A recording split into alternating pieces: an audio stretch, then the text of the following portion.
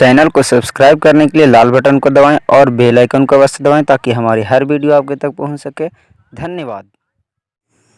Hi friends, good morning to all of you and welcome to my YouTube channel Lachhu technical. देखिए छोटू, आज हम आप लोग के सामने लेकर आया हूँ क्लास 10th का फर्स्ट लेसन का फर्स्ट वीडियो। देखिए, जैसा कि हम आप लोग के बताए थे क्या कि लॉकडाउन के वजह से कुछ स्टूडेंट का शुरुआती का मैथ पढ़ा हुआ था, इसके कारण हम बीच में से स्टार्ट किए थे। और बीच में से क्या पढ़ाए थे? त्रिकोणमिति, समांतर श्रेणी और था सांख्यिकी। लेकिन अब हम आप लोग के पढ़ाने जा रहा हूँ पहला लेसन। तो देखिए, एक्सरसाइज क्या है? 1 है। एक्सरसाइज 1 में हम लोग को क्या पढ़ना था? वास्तविक संख्याएं अर्थात रियल नंबर। तो देखिए, ध्यान से देखिएगा, रियल नंबर्स का क्लास 10th के लिए है, ये क्लास 9 में भी यूज आएगा क्योंकि ये इंट्रोडक्शन है और ये सभी के लिए है। तो देखिए, सबसे पहले हम लोग पढ़ें कि वास्तविक संख्या है क्या। ये हम लोग के पढ़ना क्या? स्टूडेंट फ्रेंड्स के एक्सरसाइज 1 में। तो देखिए, ध्यान से देखिएगा, आज हम इंट्रोडक्शन सिर्फ बता रहे हैं वास्तविक संख्याएं का, और अगला दिन हम स्टार्ट करेंगे एक्सरसाइज 1.1। तो देखिए, ध्यान से देखिएगा। तो देखिए, तो सबसे पहले हम लोग क्या पढ़ेंगे? वास्तविक संख्याएं अर्थात रियल नंबर क्या है। तो देखिए, इसका डिफिनेशन क्या है कि परिमेय और अपरिमेय संख्या के समूह को वास्तविक संख्याएं कहते हैं। देखिए, क्या कह रहा है कि परिमेय और अपरिमेय संख्या के समूह को अर्थात परिमेय और अपरिमेय को मिला देने के बाद जो संख्या का समूह बनेगा, उस संख्या को समूह को क्या कहेंगे? वास्तविक संख्या। अर्थात इससे देखिए पता चल रहा है कि वास्तविक संख्या 2 प्रकार के होते हैं। कितने प्रकार के? 2 प्रकार के। इसीलिए इसका अगला पार्ट पढ़ेंगे क्या? वास्तविक संख्या के प्रकार। और कितने प्रकार के? 2 प्रकार के। किससे पता चला? तो देखिए, डिफिनेशन से। परिमेय और अपरिमेय संख्या के समूह अर्थात एक परिमेय होगा तो दूसरा अपरिमेय होगा। तो इसका डिफिनेशन से इसका टाइप्स निकल के आ गया, 2 प्रकार के, परिमेय संख्या और अपरिमेय संख्या। समझे? देखिए, तो कितना आसान था। देखिए, परिमेय संख्या को इंग्लिश में कहते हैं रेशनल नंबर और अपरिमेय संख्या को इरेशनल नंबर। आगे देखिए, पढ़ेंगे आप परिमेय संख्या क्या है और अपरिमेय संख्या क्या है। तो देखिए, परिमेय संख्या क्या कह रहा है कि P बटा Q के रूप में लिखे जाने वाले संख्या को परिमेय संख्या कहते हैं। P बटा Q के रूप में मतलब कि भिन्न के रूप में लिखे जाने वाले संख्या को क्या कहेंगे? परिमेय संख्या। भिन्न माने बटा होता है, अंश बटा हर, भिन्न बराबर होता है ना। तो वही हुआ कि P बटा Q के रूप में। लेकिन एक कंडीशन है। एक कंडीशन क्या है? देखिए, लिखे जहां Q is not equal to 0। Q is not equal to 0 इसका मतलब क्या हुआ कि नीचे वाला हर है जो 0 नहीं हो सकता। क्यों? क्योंकि देखिए ना, हम आप लोग के बताए हैं कि अगर नीचे बाहु अगर 0 लिख देंगे और ऊपर कुछ भी रहे बाहु, तो क्या होता है कि 1 बटा 0 इनफाइनाइट पढ़े हैं, अपरिभाषित पढ़े हैं। ट्रिगोनोमेट्री में भी बताए हैं ना, tan 90 का मान क्या होता है? इनफाइनाइट होता है, अपरिभाषित होता है। अर्थात कि समथिंग बटा 0 रहे, ऊपर कुछ भी रहे, 1 रहे, 2 रहे, 3 रहे, कुछ भी रह सकता, और नीचे अगर 0 हो जाएगा तो इनफाइनाइट हो जाएगा। इसीलिए परिमेय संख्या के कंडीशन में लिखा है क्या कि Q is not equal to 0 होना चाहिए। क्योंकि 0 नीचे हो जाएगा बाबू तो वह अपरिभाषित हो जाएगा, उसको भिन्न के रूप में नहीं लिख सकते हैं, P बटा Q के रूप में नहीं लिख सकते हैं। तो परिमेय संख्या किसको कहेंगे? जो P बटा Q के रूप में लिखा जाए। देखिए, जैसे भी लिखे हैं, क्या लिखे हैं? 1, 2, 1/3, 4/5, रूट अंडर 9। अब देखिए, आप लोग कहिएगा कि सर 1 बटा के रूप में तो नहीं है। तो हम लोग जानते हैं कि 1 और नीचे कुछ नहीं तो 1 छिपा हुआ है। तो देखिए, तो 1 बटा 1। यहाँ देखिए 2, तो 2 के नीचे कुछ नहीं तो 1 छिपा हुआ है, क्योंकि 1 से भागा दीजिए 2 में तो 2 ही ना आएगा। तो देखिए, तो P बटा Q के रूप में है कि नहीं?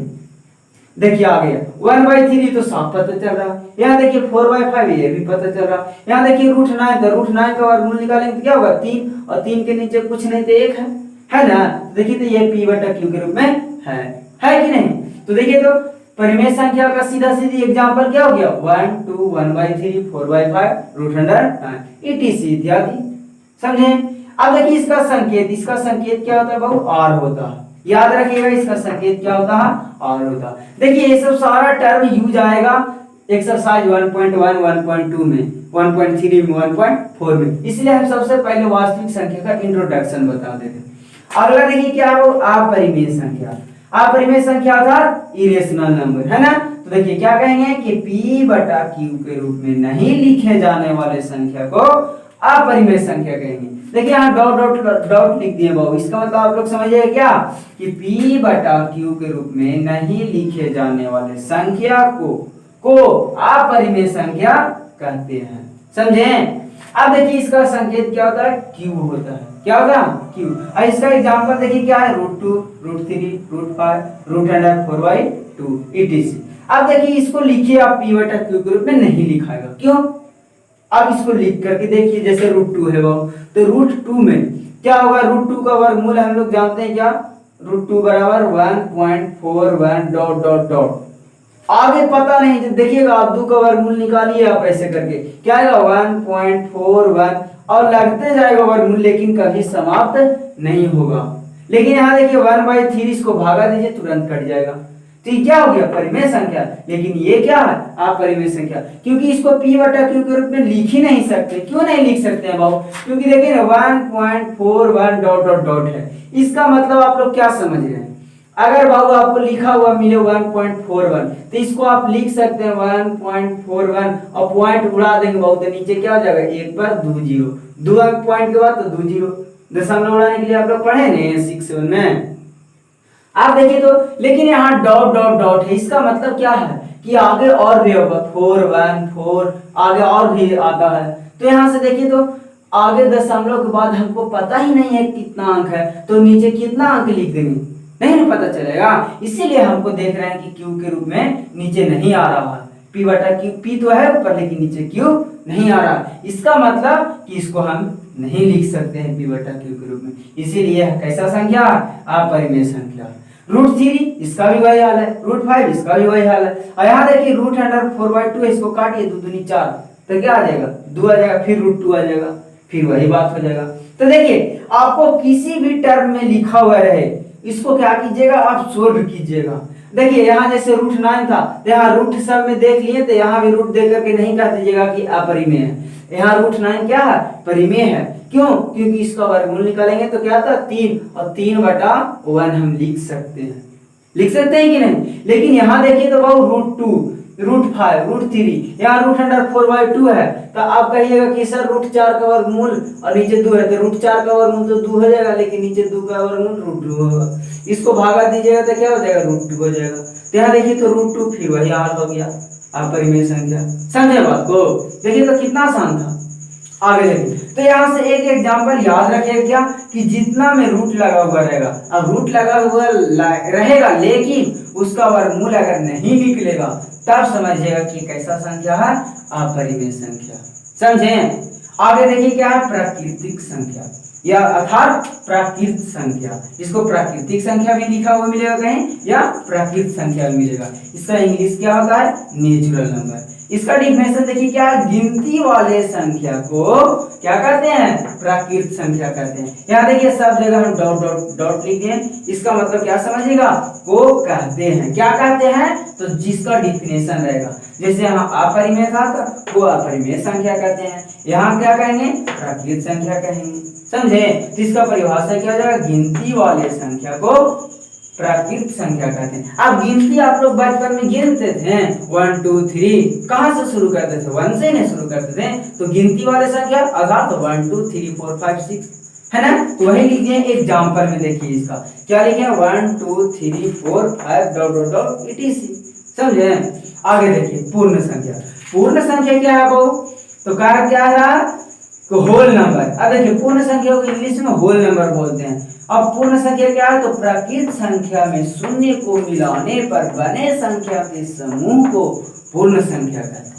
क्या कह रहा है डिफिनेशन, कि प्राकृत संख्या में शून्य को, शून्य मतलब जीरो, अंग्रेजी में होता है ना जीरो, हम लोग बोलचाल की भाषा में जीरो बोलते हैं, शून्य जल्दी कोई नहीं बोलता है।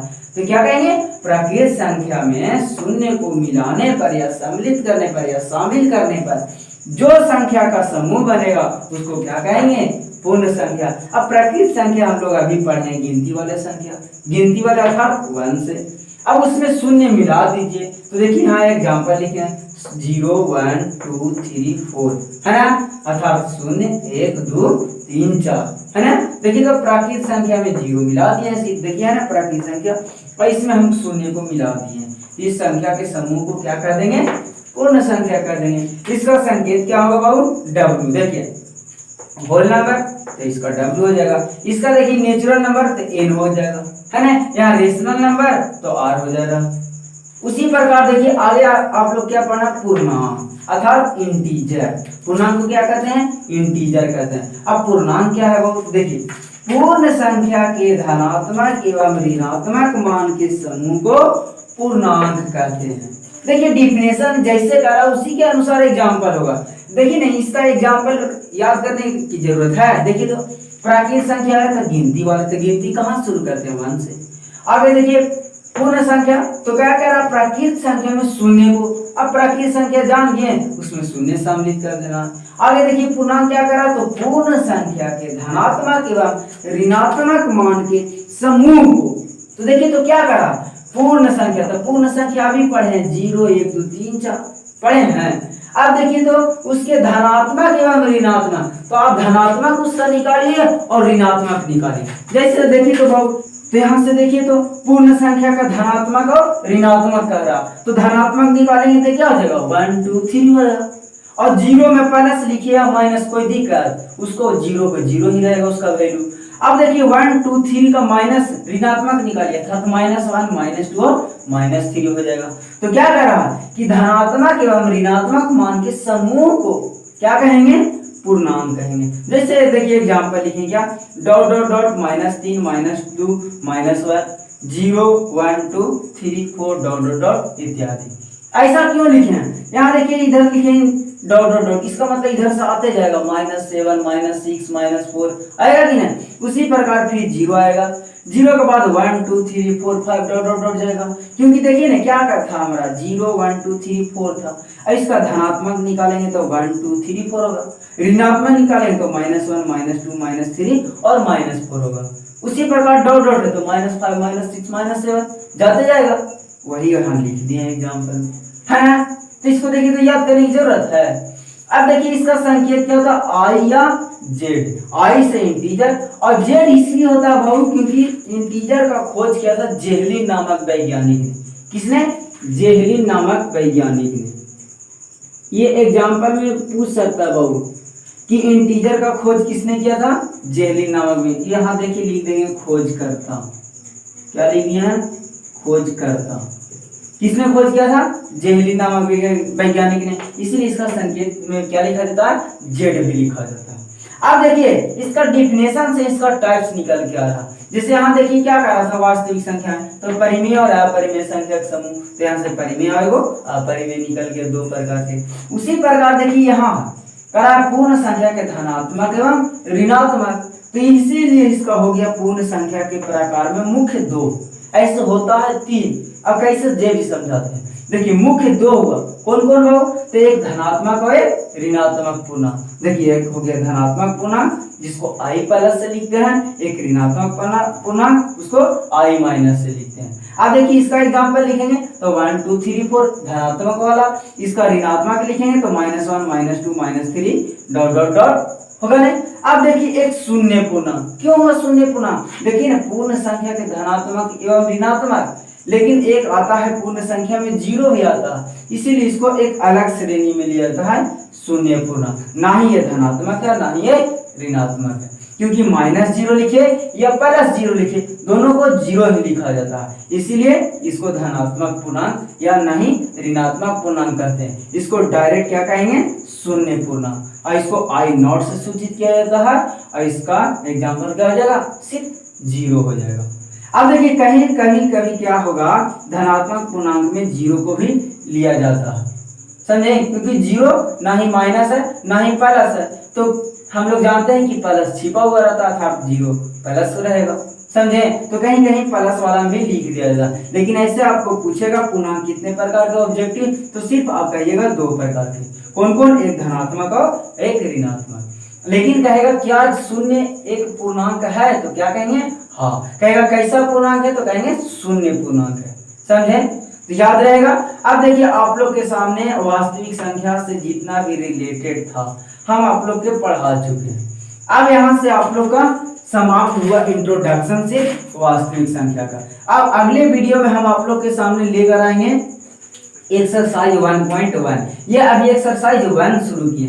1 में देखिए 4 गो है, वो 4 चैप्टर है, 1.1, 1.2, 1.3 और 1.4। तो हम आप लोग का अगला वीडियो में लेकर आएंगे 1.1। इसमें हम आप लोग के पढ़ाएंगे क्या, यूक्लिड विभाजन एल्गोरिथम से एचसीएफ निकालने के लिए। एचसीएफ मतलब मस्सा। हम आप लोग के डिटेल्स में बताएंगे कि एचसीएफ है क्या, एचसीएफ का फुल फॉर्म क्या है। तो हम लोग देखिए इस लेसन में पढ़ना है, अगला लेसन जो लेकर आएंगे 1.1 उसमें पढ़ना है एचसीएफ के बारे में। तो और इस विधि से तो यूक्लिड विभाजन एल्गोरिथम से तो हम आप लोग को बताएंगे कि क्या है वो विधि और उसके द्वारा कैसे निकाला जाता है एचसीएफ। तो सबसे पहले आप क्या कीजिए, इसको स्क्रीनशॉट कर लीजिए और इसको लिख लीजिएगा कॉपी में। उसके बाद हम आप लोग का अगला वीडियो लेकर आएंगे। देखिए स्क्रीनशॉट कर लीजिए छोटू, हो गया स्क्रीनशॉट। देखिए तो बस आज के लिए यहीं तक। Thank you, best of luck.